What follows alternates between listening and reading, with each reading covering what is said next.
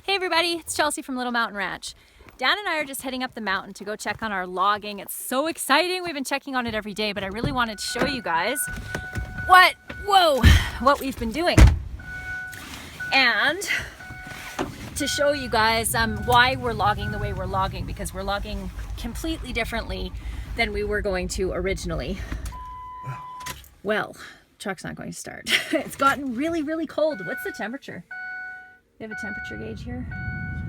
Whatever step, is that the right temperature for outside? No? Outside. Oh. It's cold anyway. It's like Fahrenheit, whatever that is. 34 Fahrenheit, whatever that is. I have no idea what that is in Celsius.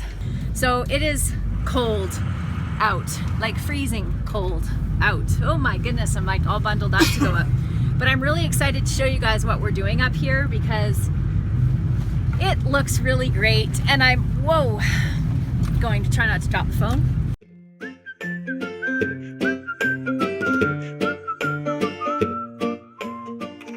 Very, very top of our property here, and I will show you over here. Wow. You couldn't even see this before up here because these trees blocked the view. But look at that, guys. Wow. Oh, actually, this gives you guys a little bit of a better view of, so when you're looking out, when you're standing on our deck, you can see these two fields right here, and our property line kind of runs along there. So that gives you an idea of how high up we are. Wow. We should definitely put a lookout and a trail to come up here, like horseback riding trail. Cabin, yeah. Snowmobile up to it. Yeah, snowmobile cabin. That's such an awesome idea. Downhill ski all the way back down. Yeah.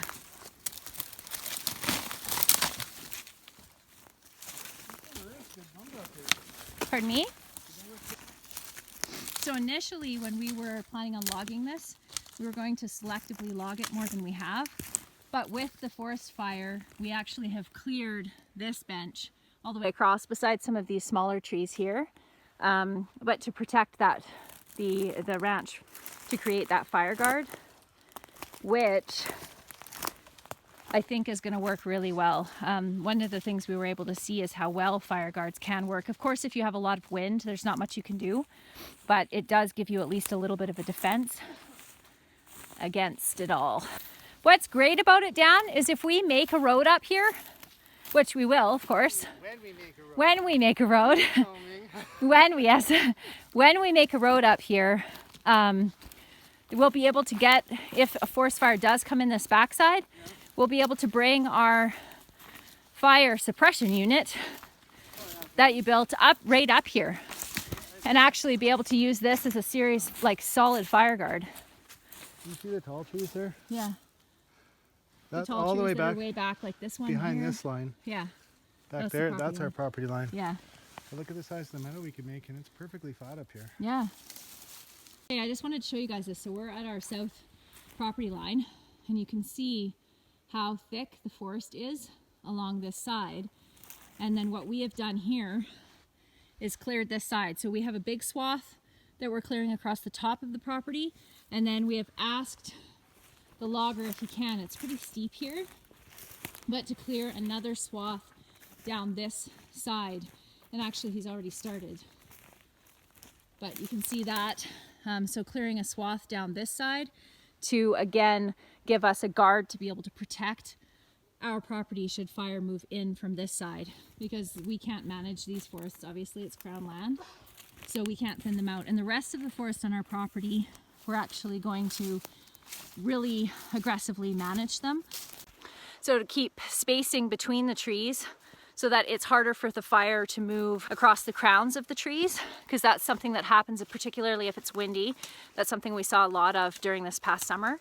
And then also to keep the undergrowth down. So if we have spacing, we're growing more grass and we can put our animals in there and they will keep the undergrowth to a minimum so that the fire can't move in through the undergrowth that way.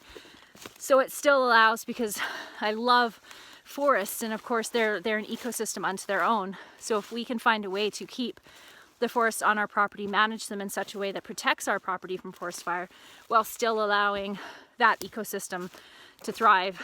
And because of course our goal is not to wipe out every single tree on our property. That's not something we've never wanted to do since the beginning. And the only reason we're taking out the number of trees we're taking out now is as a protection against forest fire in the future, because we never want to go through that again if we can at all help it.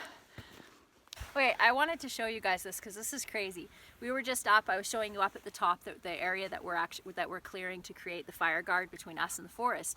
And we were following the buncher. So the buncher is this giant machine. Well, I'll show you down there, but it has like a big saw blade on it, and it just goes up and like clutches the tree and cuts it down. This is what that buncher just came up, and you can't really, I'm just gonna start scuttling down here on my butt because it's so steep I don't even want to walk down it, to give you guys just an appreciation for the craziness of this buncher driver. I can't believe it. But also, I think the high skill level. The high skill level. This guy is phenomenal. This is insane. So, and also down below, you can see this bench area here.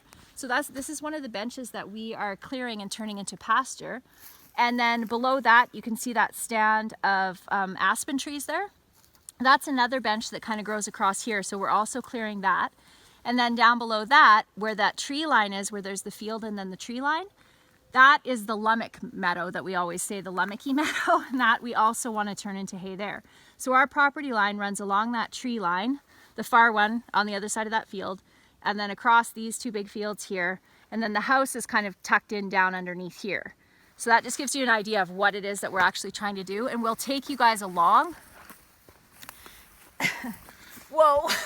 We'll take you guys along as we develop this property because we have big dreams for it, and it's just really exciting to see it starting to happen, like what it is that we're trying to do.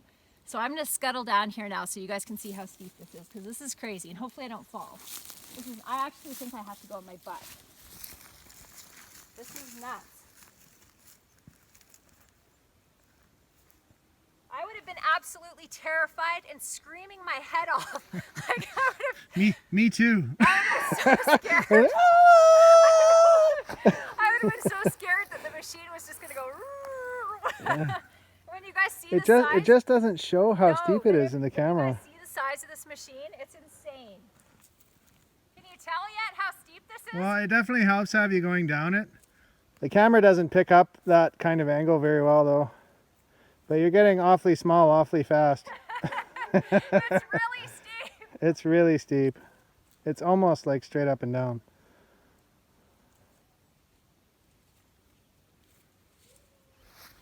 I'm coming with you. Hello.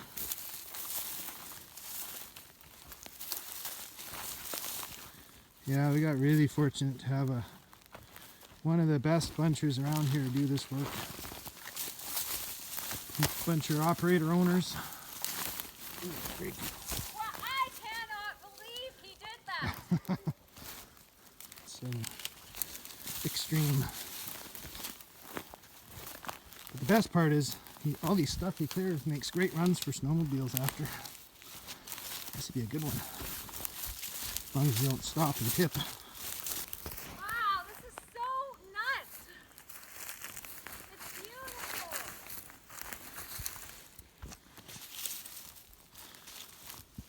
I think I do have some footage of this from when I hiked up here this summer to kind of give a before and after view. Right? But this is so exciting. Like I feel like a kid before Christmas morning, or on Christmas morning actually. It's so awesome. So this area here is the area that we are planning on turning into the meadow, one of the meadows.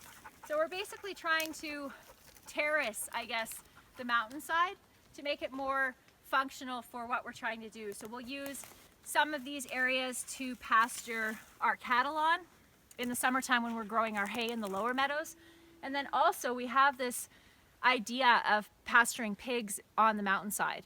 They love forested areas like this, combined with grassy meadow areas. I think they would make for some really happy pork in the fall.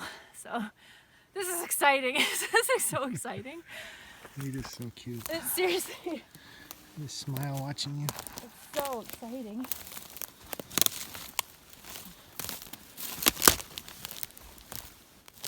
They're still leaving lots of wood, as you can see. Yeah. Everywhere that's not usable, they're leaving the trees intact.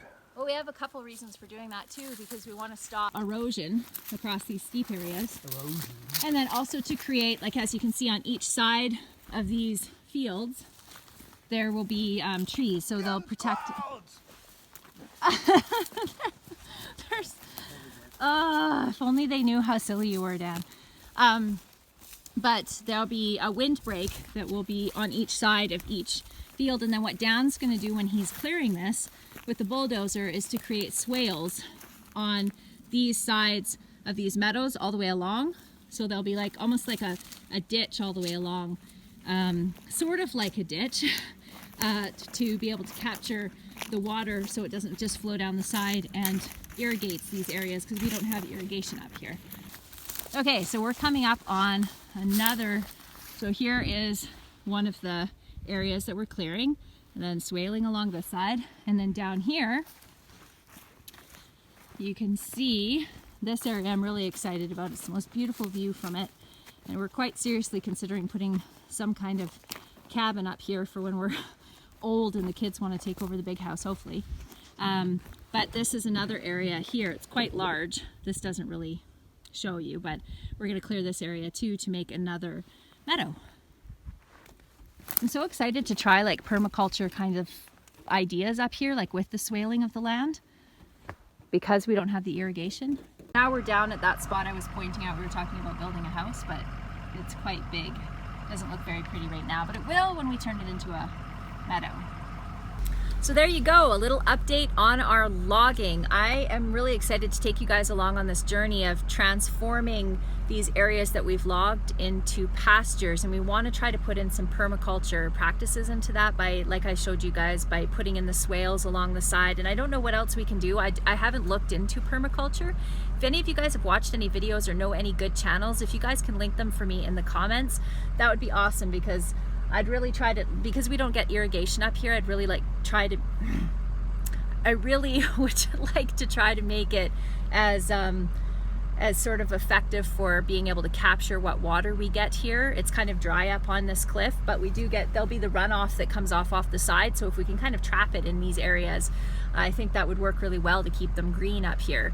So it's exciting. So stay tuned for the next update on our logging, which I'll probably do in a couple weeks when they get all of this wood skidded out of here. Talk to you soon, guys. Bye.